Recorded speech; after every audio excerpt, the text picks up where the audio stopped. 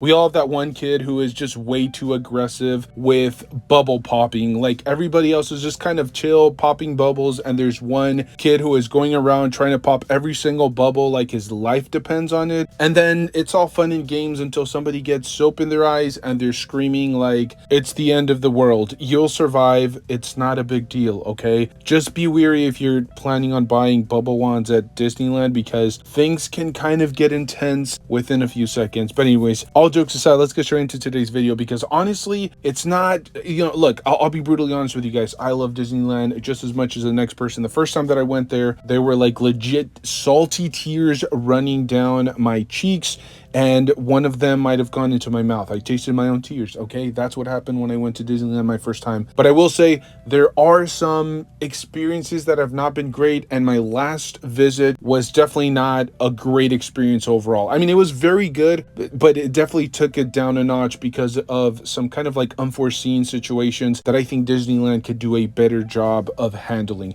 The first one, as you guys can tell, and I know exactly what you guys are thinking. Why does this dude have only footage of the queue for Disney's Mickey's Runaway Railroad? Well, it's pretty straightforward. We didn't actually get on the ride, okay? I got into this line on 3 separate occasions, and the ride broke down every single time. Mind you, I'm here with a tiny little 5-year-old and a 2-year-old, and I got into a line on 3 separate occasions. I think a grand total of like maybe an hour of my time was spent there. Look, I get it. Technology is crazy. These rides sometimes are like multi-million-dollar rides. They probably spend millions of dollars on a yearly basis to try to maintain them and keep them up to code. But at the same time, we're only there, like best case scenario, twice a year. That's it. And so my experiences compared to like somebody that's there on a weekly basis, or somebody that has a membership or one of these key passes that they can visit multiple times a year, I think that our perspective is completely different. And for me personally, I was very frustrated with this. Customer service did not come at us and say, hey, do you guys want like a free lightning lane pass or something, just to kind of like compensate for the amount of time that we spent there. And I get it. As I said, it's not the end of the world, but it was something that definitely soured my experience, because, standing there in line with my kids was definitely not fun, okay? You guys may also be wondering, why is it that I did not ride Tiana's Bayou? Well, the ride broke down consistently. This was another big issue.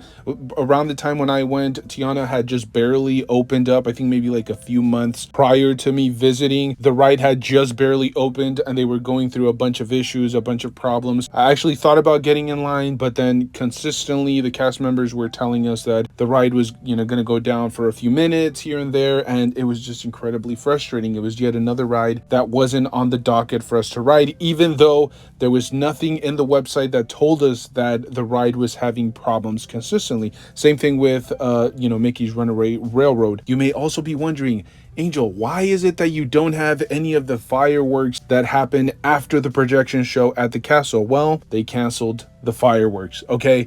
I guess there was a tiny little gust of wind, and mind you, my children have had farts where there's way more wind being broken here than the amount of wind that there was that day at the Disneyland park. Like there was a tiny little gust of wind. They decided to cancel it. I'm sure that they're following some sort of rule book or some sort of policy where they're not allowed to launch fireworks if there's like a certain mileage of wind, or if it's in a certain direction, then they have to cancel the entire show. But we essentially just got the projection show without the fireworks. Now, I'm not sitting here and telling you that the corporate overlords of Disneyland can actually control the weather and it's their fault that there was a tiny little gust of wind, but I think there could have been things that they could have done throughout the day to kind of help the park goers have a pretty good idea of where not to go. Like, if Mickey's Runaway Railroad continued to break down throughout the day, why not give us a warning, like something on the outside, just kind of giving us a heads up that there is a potential or a high possibility that the ride is eventually going to break down. That way you can kind of do math and calculate whether it's worth staying in line for that particular ride. Tiana's Bayou was basically in the same situation. Not only were the lines extremely long, you were looking at about like well over an hour wait, but the ride continuously instantaneously broke down, and that was another big issue that we ran into. Now, the app is also a good option. You can consistently check it to see if there are any rides down, or sometimes the rides are completely shut down for like refurbishment or some sort of maintenance. The app is usually pretty good when it comes down to that. Unfortunately, the app is consistently giving you updates, but only if the ride goes down within that exact time period. It doesn't let you know if the ride is having issues throughout the day, which I think would be a pretty good idea, right? Like each individual ride has a little meter, and then if the meter is full, that just kind of indicates that the ride has the potential to go down or is consistently going down throughout the day. Now, I personally did check the weather for this particular date because I did buy the tickets like a couple of days prior, and I made sure that the website said that there were going to be fireworks for that particular date. So my entire game plan was predicated around the idea that there were going to be fireworks. And so this was an absolute gut punch to me personally, well, really my entire family, because as I mentioned previously, at that point I had been carrying my tiny little baby for, I don't know, maybe like 3 hours. And I say tiny, but it's potentially like 30 to 40 pounds that I had been carrying at that point, because I guess he was homesick. Didn't want to sit in his stroller, and my arms felt like they were about to fall off essentially. On a side note, just to compound the situation, we ate Tigger's tail. And no, that's not like a double entendre, like that is legitimately what you're eating. It's Tigger's tail, and it's everything that you would expect. I'm totally kidding. It's not what you would expect. It's absolutely disgusting. Save your money, put it back into your pocket, spend it on something else, like, I don't know, Mickey's beignets. Let me just say, next time that Disneyland says there's going to be fireworks, there better be some fireworks, or I'm gonna Batista bomb Mickey Mouse himself. Even if it means that one of these fireworks is going to go rogue because of a tiny gust of wind and is gonna end up hitting me in the face, I'll take it. It's okay.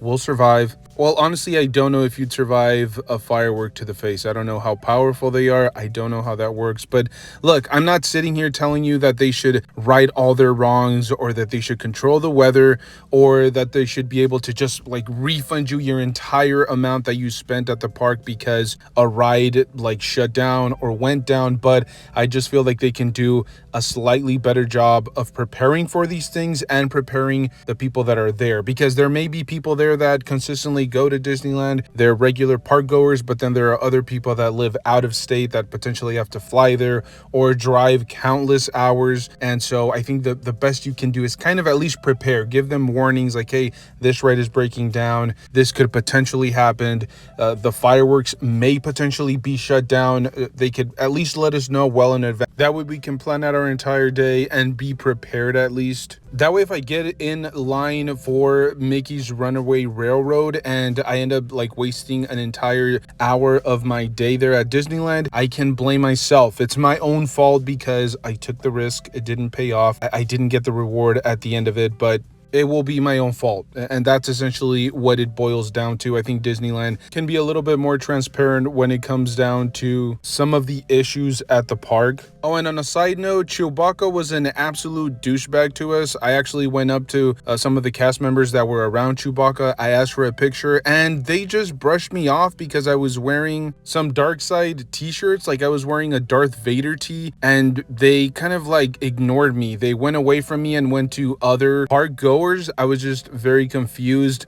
I spend my entire children's tuition for when he goes to college on this trip, and you're just gonna ignore me? Whatever. If I could force choke you, Chewie, I would, but then you're not even a main character and nobody really understands you. So there you guys have it. I will say, even that day with all of the issues that came up, I still thoroughly enjoyed Disneyland. I would still visit it again.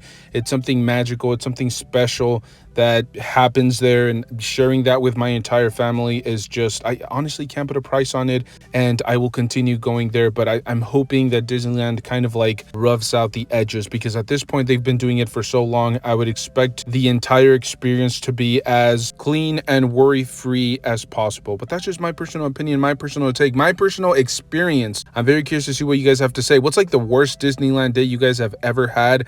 I've heard of people getting sick because of the food, having food poisoning, things of that nature. Let me know down below in the comment section. Thank you guys so much for tuning in. If you guys enjoy this type of like rambling Disneyland content or just theme park content in general, make sure to stay tuned. We do plan on uploading way more consistently. Thank you guys. Stay safe out there, and I'll see you guys in the next one. Thank you.